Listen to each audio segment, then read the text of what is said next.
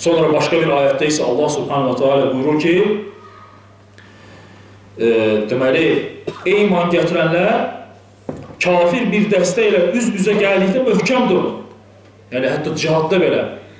Allah Teala buyurur ki, kafir bir dəstə ilə üz-üzə gəldikdə möhkəm durun və Allahı çox zikr edin ki, bəlkə nicat tapasınız. Bütün ibadətlər var, onların əvvəlində və sonunda Allahı zikr etməyə var. Ona görə Allah Resulü Muhammed sallallahu aleyhi ve sellem buyurur ki, hədisində, deməli, qullarının içərisində həqiqi qulun döyüş zamanı şəhid olsa da belə məni zikr edən kimsədir. Məni zikr edən kimsədir. Və Allah subhanahu wa ta'ala bu ayədə cihadla yanaşı bizlərə zikr etməyə əmr etmişdir. Bizlərə zikr etməyə əmr etmişdir.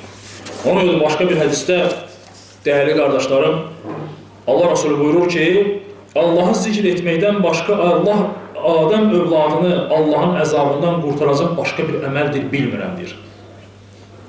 Və sahabələr deyirlər ki, ya Rasulullah, hətta Allah yolunda döyüşəndən də, Allah Resulü buyurur ki, bəli, Allah yolunda döyüşəndən də.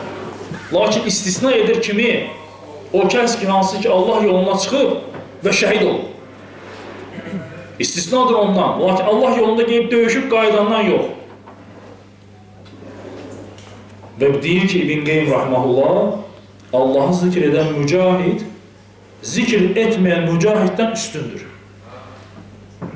Sonra deyir ki, cihada çıxmayan, lakin Allahı zikr edən zəkir, yəni zikr edən, Allahdan uzaq və qafil olan mücahiddən daha üstündür. Subhanallah. Görün zikrin fəzilətinə bax. Allahu Akbar.